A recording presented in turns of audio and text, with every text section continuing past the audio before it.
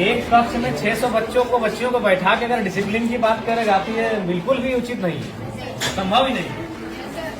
Hardly इस कमरे के अकॉर्डिंग 190 से 120 बच्चे बैठ सकते हैं। 90 से 120 660 मतलब नामांकन है, 240 प्रेजेंट है। ये तो संभव ही नहीं कि कोई क्लास ले पाएंगे। ठीक है, आप निश्चित रहिए, हम लोग इस विषय में बहुत जल्द आगे बढ़ते हैं और आपकी जो असुविधा है उसके लिए खेद है, लेकिन हम लोग उस दिशा में आगे बढ़ेंगे, काम कर रहे हैं। ये कौन सा क्लास है? 11 है। फैकल्टी क्या है? आर्ट्स। पढ़ाई लिखाई ठीक से कर रहे हैं ना? देखिए, मन लगा के पढ़िएगा ना, क्योंकि हम लोग जो है मिडिल क्लास फैमिली से आते हैं। भले आपके प्रिंसिपल आपके साथ खड़े हैं, आपके एमएलए भी आपके साथ खड़े हैं, लेकिन हम लोग मिडिल क्लास फैमिली से आते हैं और हमारी पूंजी शिक्षा ही है।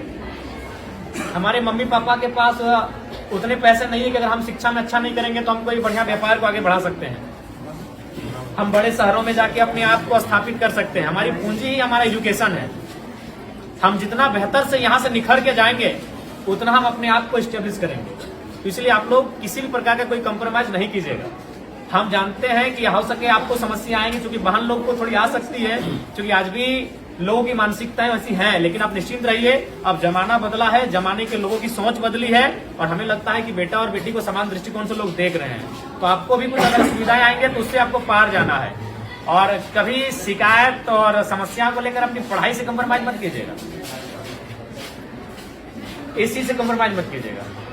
देखिए, हम दूसरा का उदाहरण नहीं देंगे, आपके बीच आपके एमएलए खड़े हैं और हम आपको बताना चाहेंगे, हम अभी भी स्टूडेंट हैं। अभी हम धनबाद विनोद बिहारी महतो विश्वविद्यालय से डॉक्टर ऑफ फिलोसफी के स्कॉलर हैं और ऐसा नहीं कि कंटिन्यू 2018 में हमारा एडमिशन है, बीच में 2 साल बाधित हुआ है, क्योंकि इसमें होता है कि साल में 1.5 साल में आपको प्रेजेंट करना पड़ता है अपना थीसिस। तो हम अभी भी कंटिन्यू हैं, क्योंकि हमने कभी एजुकेशन से कंप्रोमाइज नहीं किया है। तभी आज हम आपके एज एमएलए के रूप में आपके बीच खड़े हैं और हमें तो लगता है कि आप कम से कम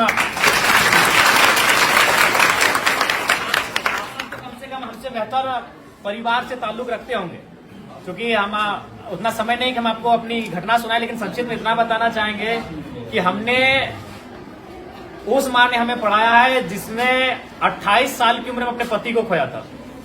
मात्र 28 ईयर हमारी माँ की आयु थी। हमारा जो छोटा भाई था वो मैंने गर्भ नहीं था, उसका जन्म भी नहीं हुआ, तो दुनिया उसने देखा नहीं, तो उस समय हमारे पिता को हमारी माँ ने खोया था। उसी साल हमारे दादाजी का भी देहांत हुआ था और ठीक उससे 2 साल पहले हमारी एक बहन और एक भाई, और उससे ठीक 1 साल पहले 1.5 साल पहले हमारे एक बहन का भी डेथ हुआ था। तो उस परिस्थिति में एक स्त्री ने हमारा परवरिश किया और आज आपके एमएलए के रूप में हम हैं।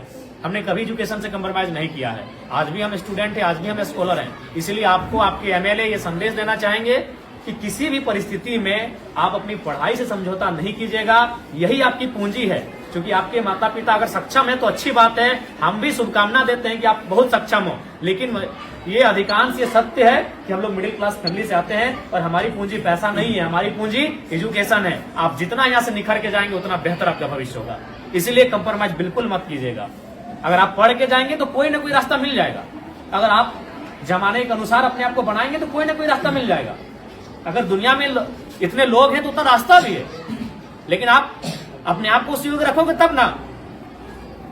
इसलिए आपको हमारी शुभकामनाएं हैं, आप लोग बेहतर करें और जो भी आपकी समस्या है उनको हमको जानने के लिए आपके बीच आए हैं। आपके तमाम शिक्षक प्रिंसिपल महोदय सब हमारे साथ, हम लोग विजिट कर रहे हैं और जो भी समस्याएं छन कर आएगी उनको लेकर हम लोग काम करेंगे। ठीक है, तो हम ठीक है, आप पढ़ा दे दो। सबसे पहले हमारी बात को आप लोग सुनिए। 10 में है ना? देखिए, 10 में अगर आप है तो अभी ये महीना है दिसंबर का, आपके पास काफी कम समय है। इसलिए आपसे हम यही संदेश मेरा रहेगा कि आपको अभी यहाँ से पूरा अलर्ट रहना है। इसलिए बाबू साहब की देखिए, अभी जनवरी आएगा, आप कुछ दिन पिकनिक में चला जाएगा, फिर मकर संक्रांति आएगा, फिर सरस्वती पूजा आएगा। तो हमारे पास अगर देखा जाए तो काफी कम समय है और आप अभी उस मुकाम में हैं जहां अपने आप को बढ़ाएंगे। इसलिए यहाँ से आप एक भी दिन अब के बाद ढील मत कीजिएगा। और एक बात, आप जो अभी तक पढ़ाई हुआ है, जाहिर सी बात है सर लोग मेहनत किए, आप लोग पढ़े हैं, बहुत सारी चीजों को आप जाने हैं, उसको आप प्रैक्टिस कीजिएगा, रिवाइज कीजिएगा। जो चीजें अगर, चूंकि अभी 10 में क्या है कि 10 के जो, चूंकि इसके बाद जब आप कॉलेज जाएंगे तो वहाँ एक्सपीरियंस दिखेगा, लेकिन अभी आप ज्यादातर रट के याद करते हैं, कोई भी चीजें आपको रटते हैं, 4 बार 5 बार रटते हैं, तो उसके बाद भी अगर मान के चले आपसे भूल होता है तो उसको आप हाथ से प्रैक्टिस कीजिएगा, क्योंकि आप जितना पढ़ के रट के याद करोगे उससे ज्यादा आप हाथ से अगर लिखोगे ना 3 बार 4 बार तो उसको आप याद हो जाएगा।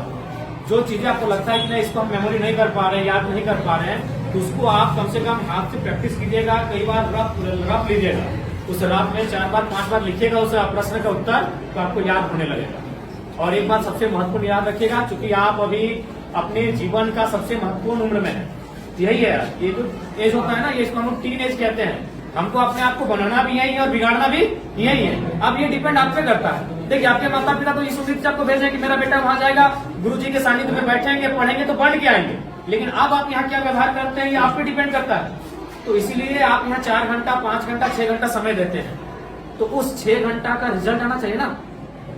मान लीजिए सपोज दैट अगर किसी भाई को अगर पढ़ने में मन नहीं लग रहा है, तो मान के चलो वो 6 घंटा अगर सिर्फ वो ग्राउंड में दौड़ेगा तो इस राज्य के नंबर 1 धावक बनेगा कि नहीं। अगर वो पहाड़ नहीं चढ़ेगा, अगर वो गीत ही 6 घंटा प्रैक्टिस करेगा तो एक बेहतरीन गीतकार बनेगा कि नहीं। तो हमारे कहने का मतलब है आप यहाँ 6 घंटा समय दे रहे हैं, और जहां आप समय दे रहे हैं वहां से अगर कुछ रिजल्ट नहीं हासिल करेंगे तो फिर गलत बात है कि नहीं। तो इसलिए आप यहाँ 6 घंटा समय दे रहे हैं, अपना 5 घंटा आप समय दे रहे हैं, तो इसलिए यहाँ से आपको परिणाम हासिल करके जाना है, यहाँ से आपको रिजल्ट लेके जाना है। इस बात को आपको ध्यान में रखना है, ठीक है। बाकी आपको जहां असुविधा होगी, आपके शिक्षक आपके प्रिंसिपल तो साथ में ही, आपके विधानसभा के आपके एमएलए हम भी आपके साथ हैं, जहां हमारी आपको जरूरत पड़ेगी आप हमें बेहतर याद कीजिएगा, ठीक है। आज चूंकि समय का अभाव है, 1 घंटे हम आपको ले लेते हैं, लेकिन समय का अभाव है। जैसे बच्चा गाने वाला दिमाग में इतनी हो गया है, काफी जैसे हम लोग भेजे हैं सर 80 वाला अनाज बचा मिलता है। हाँ, तो जो 7-8 बच्चा हम लोग भेजे जिला के लिए सामाजिक सुरक्षा, हाँ पैसा 30,000 का महीना मिलता है, ठीक है। 8 या 10 को आपने भेजे, ठीक, इसको हमको संज्ञान में रखेंगे, क्योंकि उनको मालूम है अगर हम खेती में मन नहीं लगाएंगे तो फसल नहीं होगा, फसल नहीं होगा तो परिवार का अनाज नहीं होगा।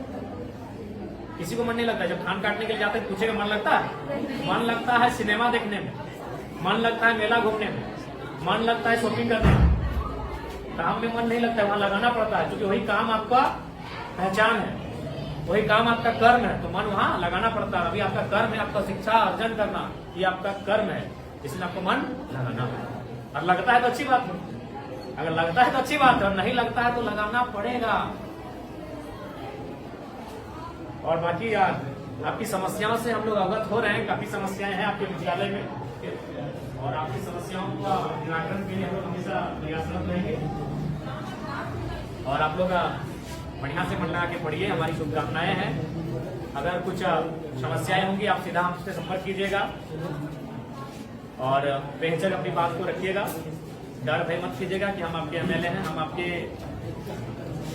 एक सहयोगी के रूप में आपको दिशा पथ प्रदर्शक के रूप में आए हैं। आप बेहिचक हमें याद कीजिएगा, ठीक है। और एकदम मन ध्यान लगा